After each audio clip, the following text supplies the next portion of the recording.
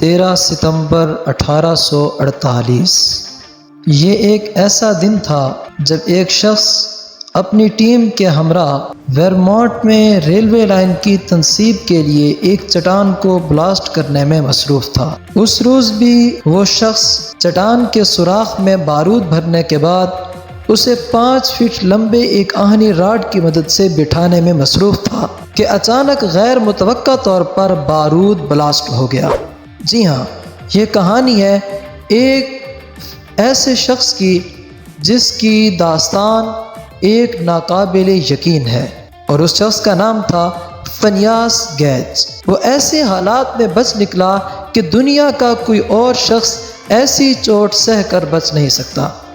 فنیاس gauge کی کہانی باقی سب کے لیے تو شاید صرف ایک حیرت انگیز واقعہ ہو، لیکن میرے لیے یہ ایک غم سے لبریز کہانی ہے جو انسان کے اندر انسانیت کے فقدان کو آشکار کرتی ہے۔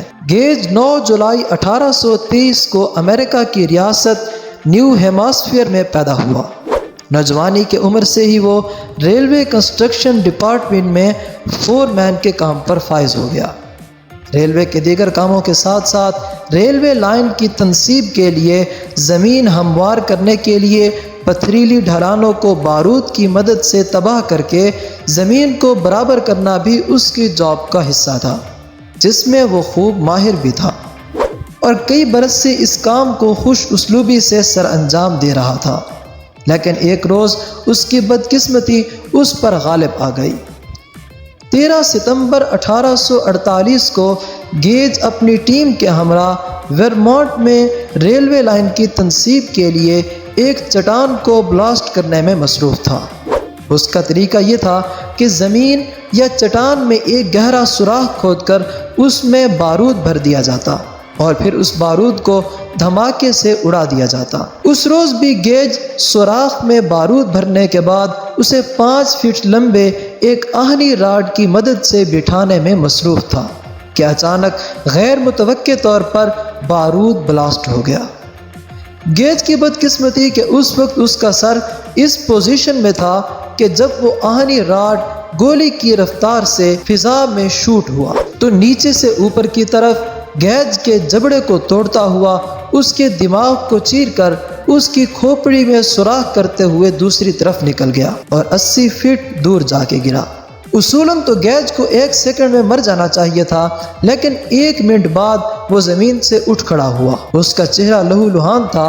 اسے فوراً ہسپتال پہنچا دیا گیا۔ ہسپتال پہنچتے ہی اسے قے آ گئی اور جب وہ جھکا تو اس کی کھوپڑی کے سوراخ سے نصف پیالی کے برابر بھیجا نیچے آن گرا، لیکن گیج پھر بھی زندہ بچ نکلا۔ چند ماہ ہسپتال میں رہنے اور علاج کے بعد اسے ڈسچارج کر دیا گیا اور وہ واپس اپنے کام پر آ گیا۔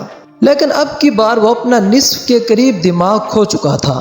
اب کا رویہ، سوچ، جذبات اور استعداد کار سب کچھ بدل چکا تھا۔ اب وہ بہت چڑچڑا ہو چکا تھا، بیمار سا رہتا تھا اور کام بھی پہلے جیسے مستعدی اور چستی سے نہیں کر سکتا تھا۔ چنانچہ اسے نوکری سے برخاست کر دیا گیا، جس کے بعد بدقسمت گیج 2 وقت کی روٹی اور سر پہ چھت کی خاطر مارا مارا پھرنے لگا۔ اس نے کچھ عرصہ چھوٹی موٹی کئی نوکریاں کی، لیکن ہر مرتبہ اپنی اس کیفیت کی وجہ سے نکال دیا جاتا تھا۔ بالآخر گیج کو نیو یارک کے ایک عجائب گھر برنمز امریکن میوزیم میں کام پہ رکھ لیا گیا، اور اس کا کام کیا تھا؟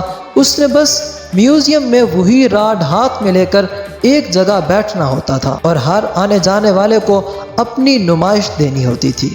گیج کے حادثے کی حیران کن خبر امریکہ میں سبھی اخبارات میں چھپی تھی اور کروڑوں لوگ اس حیرت انگیز واقعے سے آگاہ تھے، تو یقیناً کئی لوگ اس شخص کو دیکھنا چاہتے تھے کہ جو اس ناقابل یقین حادثے سے بچ نکلا اور زندہ سلامت بھی ہے۔ گیج نے اپنی زندگی کے آخری سال اسی کام میں گزارے اور خود کو زندہ سلامت اس نمائش میں دکھاتا رہا۔ پھر 12 مئی 1860 کو گیج کو مرگی کا دورہ پڑا اور اس کا انتقال ہو گیا۔ موت کے وقت گیج کی عمر 36 سال تھی اور اس حادثے کو تب تقریباً 12 سال بیت چکے تھے۔ گیج کی داستان سن کر مجھے کافی صدمہ پہنچا۔ اور دل پر ایک بوجھ محسوس ہوا۔ یہ کہانی بنی نوع انسان میں انسانیت کے سکوت کی عکاسی کرتی ہے۔ ایک غریب مزدور جو ایک بھیانک اور بدترین حادثے سے گزرا اور اس کے بعد معذوری کا شکار ہو گیا، اسے اس کے محکمے نے بھی کوئی خاطر خواہ معاوضہ دیے بغیر کام سے نکال دیا۔ اس کے بعد